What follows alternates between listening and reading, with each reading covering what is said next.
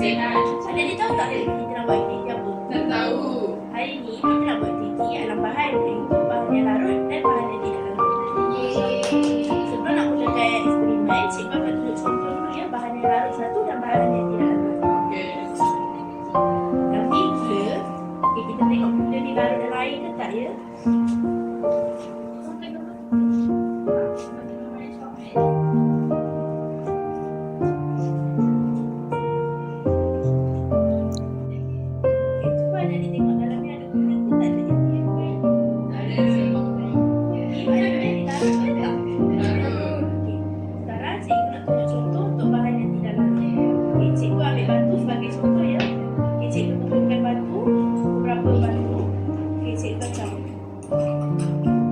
Batu ni ada lagi ke tak ada dalam air? Ada cikgu. Jadi yang ini Tidak larut. sekarang cikgu nak adik-adik buat.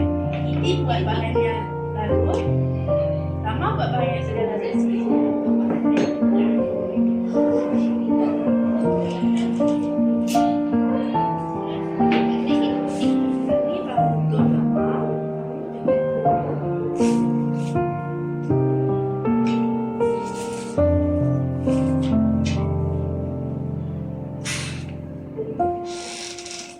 Adik-adik boleh mulakan eksperimen adik-adik. Okey, sebelum tu cikgu nak tanya, yang ni apa? Beras cikgu. Betul. Yang ni? Batu. Yang ni daun. Yang ni? Tisu. Yang ni apa? Ini? Tepung cikgu. Betul. Yang ni? Beras.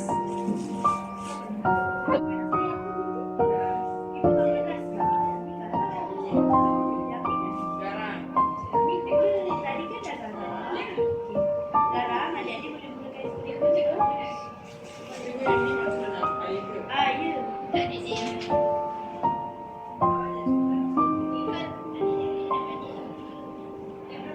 Cikgu kena buat macam ni ke? Betul. Larut ke tak? Tidak larut cikgu. Cikgu, tepung mana cikgu? Tepung dah larut Kiti. Oh, okey cikgu.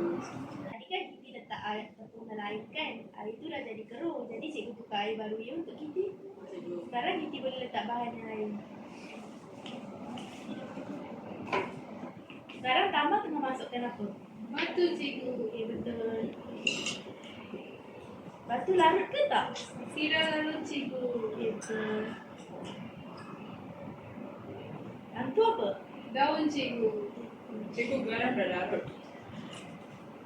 Tadi cikgu tengok. Betul lah Kiti, garam dah larut. Sekarang Kiti buat gula pula ya.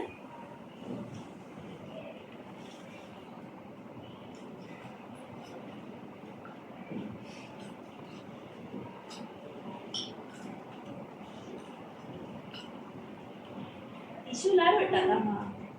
Tidak larut cikgu. Okey, sekarang Tama buat minyak pula ya.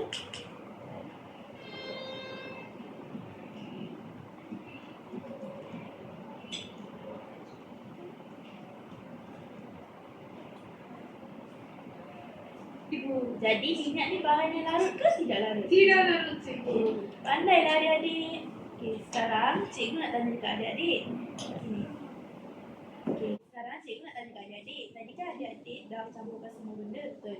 Okey, sekarang bahan apa yang tidak larut? Titik. Beras, minyak.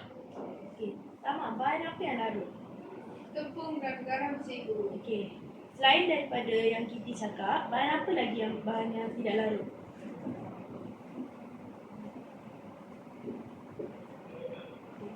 Batu, tisu, ada lagi banyak benda yang tidak larut. Seronok tak? Seronok. Itu sahaja untuk hari ini. Bye. Bye.